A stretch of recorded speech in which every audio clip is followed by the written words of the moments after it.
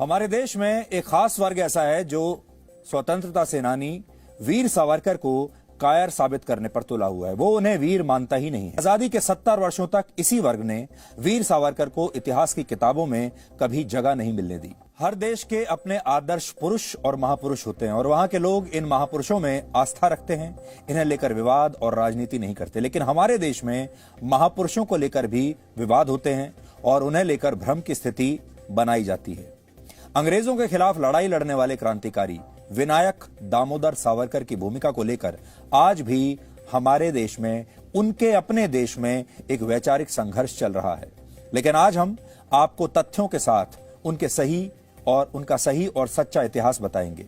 सावरकर ने काला पानी की सजा के दौरान कुल 6 क्षमा याचिकाएं अंग्रेजी सरकार को भेजी थी। इसलिए अब आप ध्यान से ये सुनिएगा, क्योंकि ये बातें शायद आपको भी पता नहीं होंगी। सावरकर ने एक नहीं बल्कि 6 बार क्षमा याचिका अंग्रेजी सरकार को भेजी थी, जिसमें 5 याचिकाएं 1911 से लेकर 1919 के बीच भेजी गई, यानी 8 साल में, जबकि एक याचिका वर्ष 1920 में महात्मा गांधी के सुझाव पर भेजी गई थी।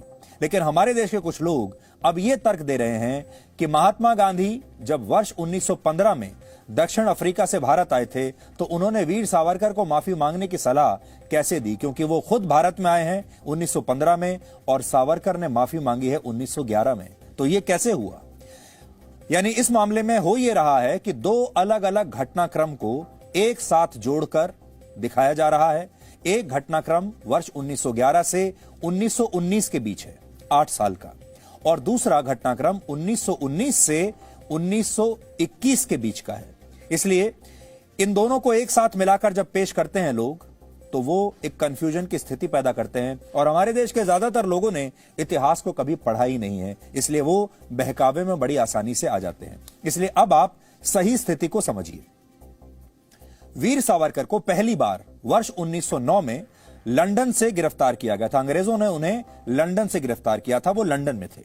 उन पर महाराष्ट्र के नासिक में ब्रिटिश जिला कलेक्टर AMT जैक्सन की हत्या का षड्यंत्र रचने का आरोप था और उन पर यह भी आरोप था कि उन्होंने ब्रिटिश सरकार के खिलाफ विद्रोह भड़काकर युद्ध जैसी स्थिति पैदा करने की कोशिश की। यानी इससे यह साबित होता है कि अंग्रेजी सरकार उस समय सावरकर को अपना सबसे बड़ा दुश्मन मानती थी और वो भारत के लोगों के लिए सबसे बड़े क्रांतिकारी थे। सावरकर को वर्ष 1911 में अंडमान निकोबार द्वीप की सेलुलर जेल में रखा गया, जिसे उस जमाने में काला पानी की जेल या काला पानी की सजा कहा जाता था। बहुत सख्त सजा थी ये। सबसे सख्त सजा जो अंग्रेज किसी को भी दे सकते थे वो यही थी, काला पानी की सजा। इससे भी आपको ये समझ में आएगा कि सावरकर को उन्होंने काला पानी की सजा क्यों दी होगी। इस सजा के दौरान सावरकर को भयानक यातनाएं दी गईं, जिसके बाद उन्होंने 30 अगस्त 1911 को अंग्रेजी सरकार को पहली चिट्ठी लिखी और अपनी सजा माफ करने की गुहार लगाई।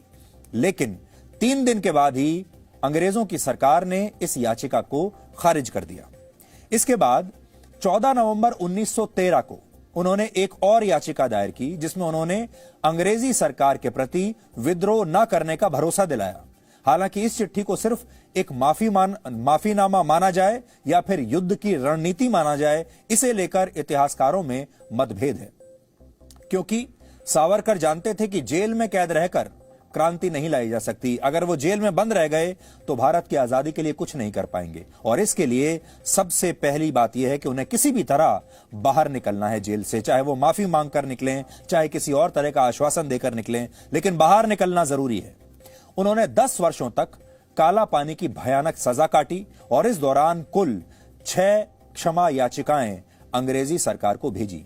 10 साल में 6 याचिकाएं उन्होंने लगाई, माफी की, लेकिन अंग्रेज नहीं माने। वर्ष 1919 में पहले विश्व युद्ध के बाद ब्रिटेन के किंग जॉर्ज V ने एक ऑर्डर जारी किया।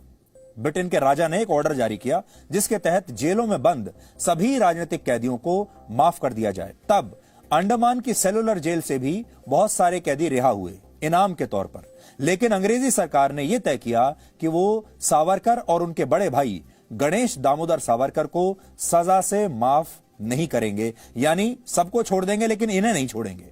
और इसके बाद सावरकर के छोटे भाई नारायण राव सावरकर ने 18 जनवरी 1920 को महात्मा गांधी को एक चिट्ठी लिखी। महात्मा गांधी के सुझाव के बाद सावरकर ने अपनी छठी और आखिरी याचिका अंग्रेजी सरकार को भेजी, वैसे ही भेजी जैसा महात्मा गांधी ने सजेस्ट किया था। इसके बाद सावरकर ने यह आखिरी चिट्ठी उसी हिसाब से अंग्रेजों को भेजी, जिसके बाद में बाकी याचिकाओं की तरह इस याचिका को भी अंग्रेजों ने खारिज कर दिया। सावरकर कुल 15 वर्षों तक जेल में रहे, जिनमें 10 साल उन्होंने काला पानी की सजा काटी, जो सबसे भयानक सजा मानी जाती है। इसके अलावा वो महाराष्ट्र के रत्नागिरी जिले में 13 साल तक नजरबंद भी रहे। सोचिए, जिस स्वतंत्रता सेनानी ने देश की आजादी के लिए अपने जीवन के लगभग 28 वर्ष भयानक यातनाओं में बिता दिए, क्या उनकी देशभक्ति पर, उनकी वीरता पर कोई शक कर सकता है?